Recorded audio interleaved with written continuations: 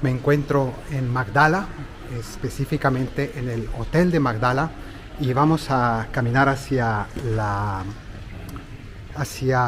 orilla del lago, porque hoy este evangelio se desarrolla aquí. Explico brevemente por qué digo que se desarrolla aquí. El último pasaje del evangelio anterior sería el sábado pasado. No hice un video sobre ese evangelio, fuimos al Santo Sepulcro, pero ahí era la multiplicación de los panes y termina el pasaje. Si ustedes van a ver en Marcos 8, termina diciendo que después de la multiplicación de los panes, Jesús se retiró, se fue de allí hacia la región de Dalmanuta, dice así, Dalmanuta.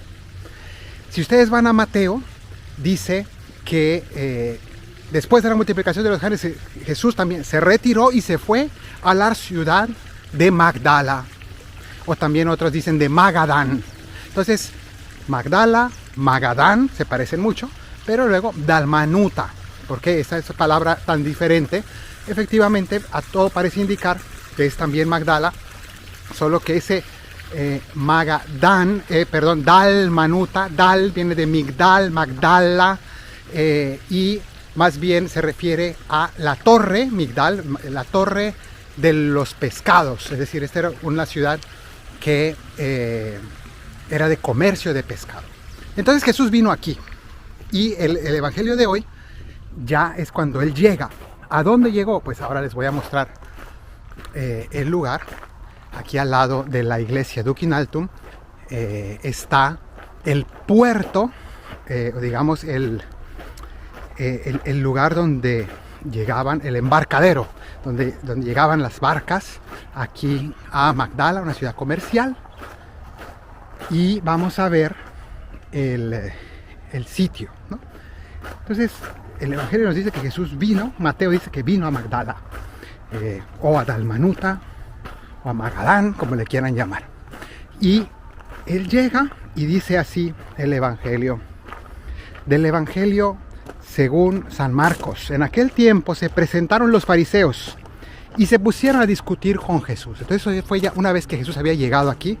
Esto que estamos viendo, estos restos arqueológicos, son digamos la estructura donde llegaban las barcas. El agua del lago llegaba hasta aquí, y aquí era donde llegaban las barcas.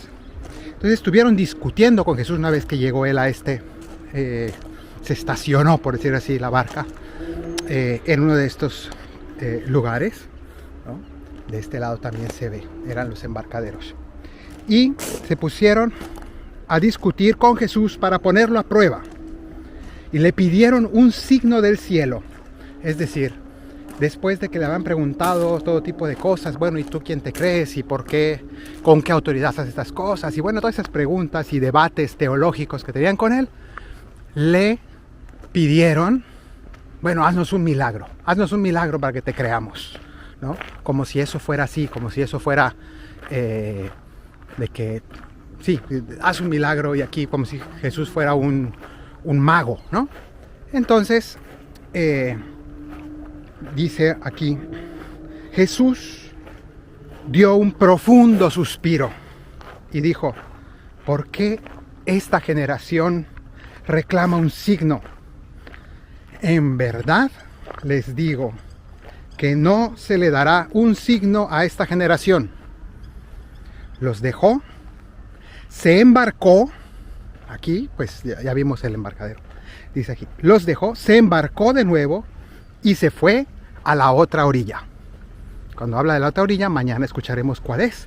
No es allá enfrente que estamos viendo, sino más hacia el norte, más hacia allá. A Betsaida se fue. Pero aquí, por tanto, estamos en el lugar donde Jesús simplemente se cansó. Se agotaba Jesús de esas discusiones con los fariseos. Y veremos cómo en ese agotamiento Jesús mañana también hasta va a regañar a los discípulos y todo.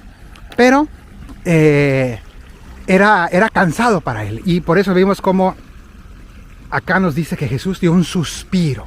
La última vez que escuchamos de un suspiro de Jesús fue hace unos días, cuando hizo una oración. Era un suspiro de que estaba vibrando con la oración, ¿no? Pero aquí en este caso era de agotamiento, de cansancio, de que le pidieran signos. Y a veces nosotros podemos cansar a nuestro Dios, podemos cansar al Señor exigiéndole signos. Atención, no es pedir milagros, nosotros podemos pedir cuando necesitamos algo, Señor, por favor, dame este milagro, ayúdame. Pues es otra cosa, ¿no? Aquí en cambio era un poner a prueba al Señor, no te creo hasta que me lo demuestres, ¿no? Y esa incredulidad ante Dios, eso es lo que agotó a Jesús, lo cansó, lo molestó, porque en el fondo, como hemos dicho ya otras muchas veces, no es el milagro el que produce nuestra fe, es nuestra fe la que anima a Dios a concedernos milagros. Porque un milagro hecho para alguien que no tiene fe, más que abrirle los ojos a la fe, lo único que hace es que uno pues busque otras maneras de explicarlo. Bueno, no, en realidad no fue un milagro, en realidad esto fue otra cosa. El que no tiene fe siempre va a encontrar una excusa para no creer. En cambio, cuando comenzamos creyéndole a la palabra del Señor, y no es un salto al vacío, es simplemente abrir el corazón a entender todas las muestras que Él ya nos da. Él no nos pide un salto al vacío. Nos pide simplemente el abrir el corazón a su palabra y a querer entender el sentido, el significado de las cosas. Entonces, es ese abrirnos a la palabra de Dios lo que hace que Dios entonces nos conceda los milagros, porque ya estamos dispuestos a reconocerlos. Atención, cuando digo esto, no me refiero a, digamos, estas actitudes milagreras, disculpen la expresión, ¿no? Estas personas que ven milagros en todo, ¿no? Hasta cuando cortan una papa y ya ven una imagen del rostro de Cristo. No es ese tipo de actitud de ver milagros en cosas donde no hay ningún milagro, sino se trata aquí sobre todo de aprender a ver la mano de Dios en las cosas normales de la vida y ver cómo en realidad es Él el que nos está hablando a diario, no con signos raros, sino con su presencia serena, y todos los días nos está hablando al corazón en las cosas normales de todos los días. Y si tenemos fe, sabremos reconocerlo, sabremos dialogar con Él, acoger su palabra, convertirnos ante su llamado, y entonces sí también aceptar sus milagros cuando Él quiera regalárnoslos, porque sin duda los milagros existen y el Señor los puede dar cuando quiera y a quien quiera. Que el Señor te bendiga desde Sión, el que hizo cielo y tierra, en el nombre del Padre, del Hijo y del Espíritu Santo. Amén.